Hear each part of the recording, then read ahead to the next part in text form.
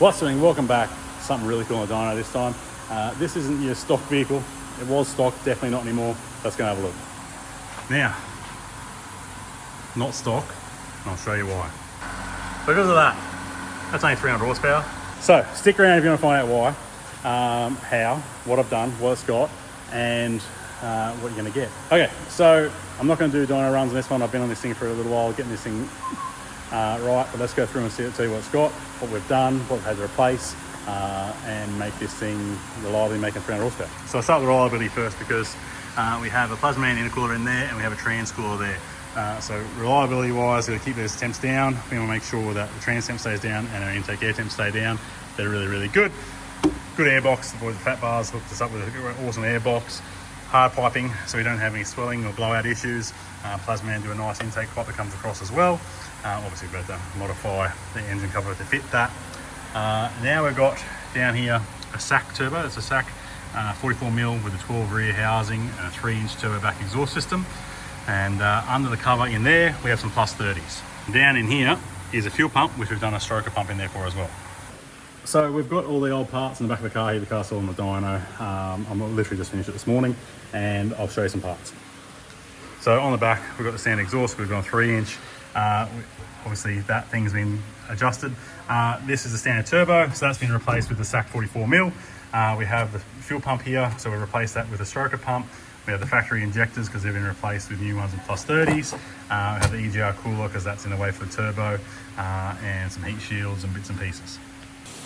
So with the turbo, there's 3 different options. There's a 10, a 12 and a 14 rear housing, depending on what mods you're going to be doing, if it's auto or manual, if it's plus 30s or standard injectors and fuel pump, and what sort of power you're looking for, depending on what size housing you're going to go. Customer's gone the 12 rear on this one because we have the plus 30s, and we have all the other power mods included in the stroker pump to make sure it gets up and boogies, and it surely does.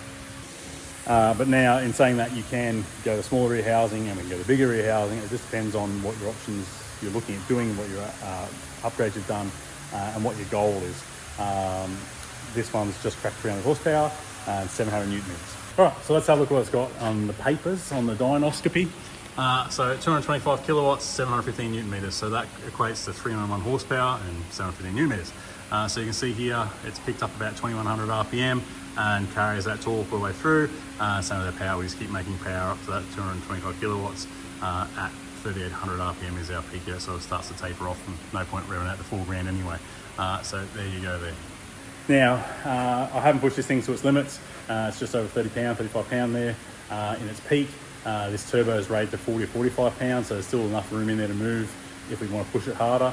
There's still fuel in it if we want to push it harder, but there's no real need. Where I've pushed the rail to and where the pressures are, the injectors are, and the boost are, we've got a buffer. So this car should be super reliable and not have to come back with any issues. There's no point pushing it more and maybe making, I don't know, another somewhere between 10, 30, 40 horsepower, something like that, to make some numbers for the dyno and for the internet and get the internet points and say I'm cool. It's not worth it. I'd rather customer go out with a safe car. 300 horsepower is stupid, and 700 newton meters, it's a lot, and there's more in it if we change back to stock tyres. These are a Wild Peak. I run these in my car. They are, obviously a heavy tyre. They're really good duty, thick sidewalls and all that sort of stuff. So it is a heavier tyre, which means we're all rolling down to turn, we're in mass to turn, and so therefore you're losing power. So there's probably, I had a guess, I can swap the tyres over and try, I guess, but I'd probably guess somewhere between 10 and 5, 10, 15 kilowatts, somewhere there, which would then put us over that 300 horsepower mark. So really it's probably somewhere in the range of 310 horsepower, something like that, on stock tyres. So depends on what you want to do. Mods wise here, this is sort of what you have to do. We need to have these intake pipes so we don't have any swelling and blowing up. We need to have the plus 30s, we need to have the fuel pump, we need to have the airbox, and we need these intercooler and transcooler so we don't have any issues with cooling. And then we can change turbos to suit what you want to do and how much power you want to make.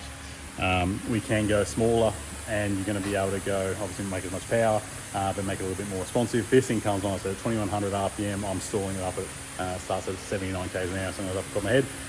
And it is on boost quicker than I can roll it up. It's really, really responsive and drives super nice.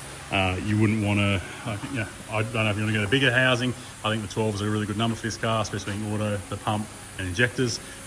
It's a really, really good combo. And like I said, 300 horsepower and 700 newton meters. And you can hop in it and drive it. The wife can drive it. It's, you know, it's going to be a nice car to drive. It should be really suitable on fuel. But if you stand on it, this thing's going to be a weapon. So yeah, I'm not going to do any dyno runs on it. I've run this thing up a heap of times.